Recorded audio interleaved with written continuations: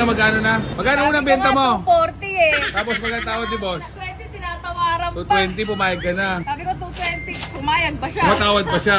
Boss, pwede ba sa'yo? Sabi ko sir, 215 po kasi 210 ako, halfway kami. Oh, halfway daw, 210, 215. Boss, ilan taong ka na? 19. 19, estudyante, Lasal. Mayaman to, huwag ka papatawad. Mayaman. Sana all. Boss, may binata. Ito boss, dalaga. Hoy! Pwedeng libreng date. Adala na. May attorney siya, si Inang Moto. Saka ako, kasi tutulungan namin siya sa tawaran. Boss, sabihin mo ano, hanggang 180 ka lang. Pag ayaw, wag mong bilhin. Para sa akin ibenta.